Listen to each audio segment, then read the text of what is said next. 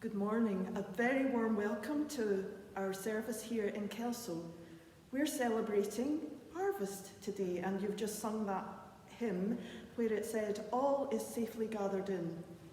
My husband Keith and I are farmers, and we are praising God this morning, giving thanks, because our harvest is gathered in. Even the potatoes that sometimes we are digging at the end of October into November. So we're very, very grateful for that. Lovely to have you here worshipping with us this morning. And so before we begin our service, let's take a moment of quiet just to still our hearts and our minds. Grace and peace to you from God our Father and the Lord Jesus Christ. Amen. We meet in Christ's name. Let us share his peace. And as we prepare our hearts for worship, we say together the Collect for Purity, which is on page 1 of our blue books. Almighty God, to whom all hearts are open, all desires known, and from whom no secrets are hidden, cleanse the thoughts of our hearts by the inspiration of your Holy Spirit, that we may perfectly love you and worthily magnify your holy name, through Christ our Lord. Amen. Our Lord Jesus Christ said, "The first commandment is this: Hear, O Israel, the Lord our God is the only Lord. You shall love the Lord your God with all your heart, with all your soul, with all your mind, and with all your strength. The second is this: love your neighbour as yourself. There is no other commandment greater than these." Amen. Lord, have mercy. God is love, and each one of us is his child, his precious child. There is no room for fear in love. We love because God loved us first. And so let's take a moment to confess our sins in penitence and faith. God, our Father, we confess to you and to our fellow members in the body of Christ that we have sinned in thought, word, and deed, and in what we have failed to do. We are truly sorry. Forgive us our sins and deliver us from the power of evil, for the sake of your Son, who died for us, Jesus Christ, our Lord. God, who is both power and love, forgive you and free you from your sins, heal and strengthen you by his Spirit, and raise you to new life in Christ our Lord. Amen. Lord, have mercy. Lord, have mercy. Christ, have mercy. Christ, have mercy. Lord, have mercy. Lord, have mercy. Let us pray. Lord our God, you renew the face of the earth and bring newness to our world. Restore our waters, refresh the air, revive the land, breathe new life into all your creation, and begin with us. We ask this in the name of Christ. Amen. Our first reading this morning is that well-known passage on creation from the book of Genesis. Genesis chapter 1, beginning at verse 1 and then continuing on in verse 24, and it's from the Message Bible. In the beginning, God created the heavens and the earth. God spoke, "Earth, generate life, every sort and kind, cattle and reptiles and wild animals, all kinds." And there it was, wild animals of every kind, cattle of all kinds, every sort of reptile and bug. God saw that it was good.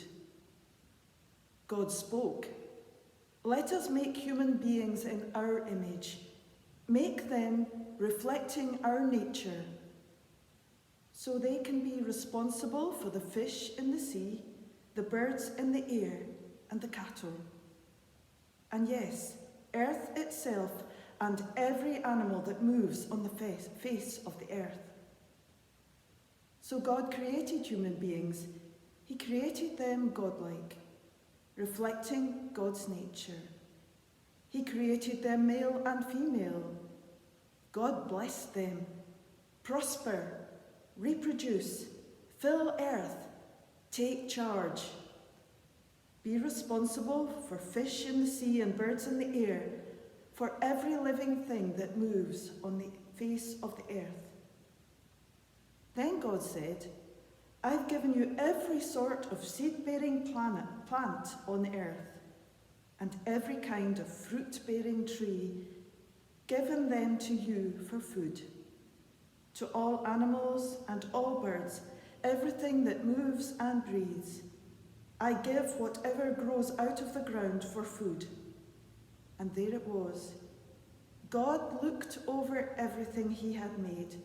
It was so good, so very good. It was evening. It was morning. Day 6. This is the word of the Lord. Thanks be to God. And so let us pray. We pray for those whose lives are caught up with your creation, Lord, and who work with you in tending and nurturing it. Those who even now suffer as a result of the crisis in our countryside. We pray for those afraid for their future, those struggling to survive, all whose livelihood and existence is under threat. May they know your presence and be conscious of the help that you can bring. Through both, may they find hope for their future. Lord, in your mercy, hear our prayer. We pray for the hungry and the homeless, the broken and bereaved, for all for whom this day brings sadness and little joy, for the lonely and the helpless, for those whose hope has been shattered and their faith destroyed. Lord, in your mercy, hear our prayer.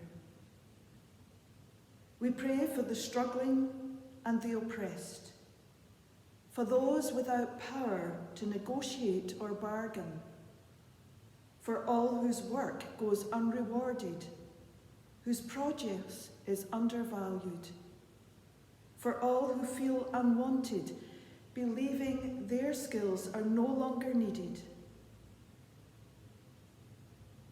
Lord, in your mercy, hear our prayer.